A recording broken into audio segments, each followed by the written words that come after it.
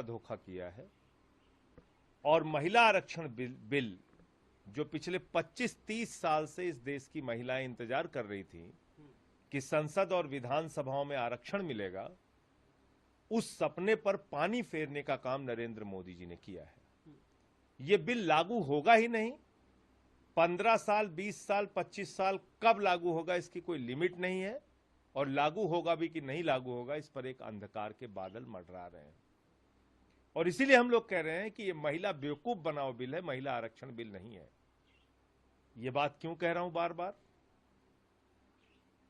2002 में भारतीय जनता पार्टी की सरकार ने कहा 2026 तक देश की सीमाएं जो हैं वही रहेंगी और किसी भी प्रकार का कोई सेंसस, कोई परसीमन नहीं हो सकता।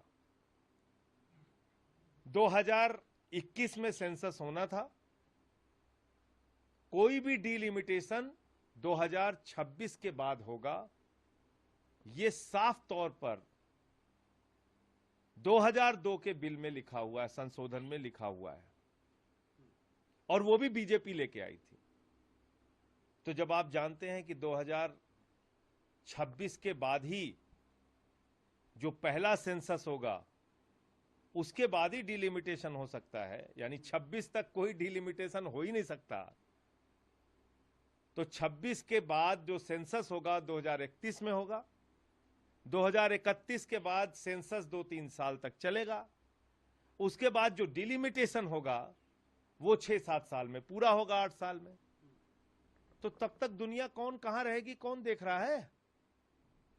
ये 20 साल की आप योजना बना के महिलाओं के आंख में धूल झोंकने का काम आप कर रहे हैं, देश के लोगों को मूर्ख बनाने का काम कर रहे हैं।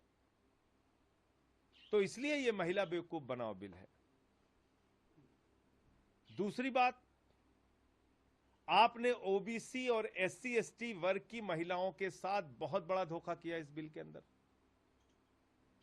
बड़े लंबे समय से मांग चल रही थी, और खुद उमा भारती जी जो उनकी पार्टी की केंद्रीय मंत्री रही हैं, उनकी पार्टी की नेता हैं, उन्होंने कल बयान दिया कि हमने बार बार पार्टी के अंदर रह के इस बात का विरोध किया कि पिछड़े वर्ग की महिलाओं को आरक्षण दो, वरना हम ये बिल पास नहीं होने देंगे। किसी और ने नहीं, उमा भारती ने कहा। तो भारतीय जनता पार्टी के अंदर जो पिछड़े वर्ग के नेता हैं वो मूक बधिर बन के क्यों बैठे हुए हैं? उनके मुंह से आवाज क्यों नहीं निकल रही है? क्या पिछड़े वर्ग की महिलाओं को आरक्षण नहीं मिलना चाहिए? क्या लंबे समय तक जो ये मांग रही है पिछड़े वर्ग समुदाय के लोगों की, क्या उसको पूरा नहीं करना चाहिए था? सरकार को ध्यान नहीं देना चाहिए था? तो ये दूसरा धोखा इन्होंने किया। तीसरा धोखा, एससी एसटी का जो रिजर्वेशन आज है उसी के अंदर आप आरक्षण दे रहे हैं। 33% महिलाओं के आरक्षण में आप आरक्षण अलग से उनको नहीं दे रहे हैं। तो ये एससी एसटी वर्ग के साथ भी धोखा है। तो कुल मिलाकर ये एक धोखे का, फरेब का और बेवकूफ बनाने का बिल है। जब 2024 में इनकी विदाई हो जाएगी मोदी जी की, तो जिस रूप में इस देश के करोड़ों लोग, करोड़ों महिलाएं इस बिल को चाहती हैं कि वो जमीन पे लागू हो, वो लागू करने का काम इंडिया गठबंधन करेगा।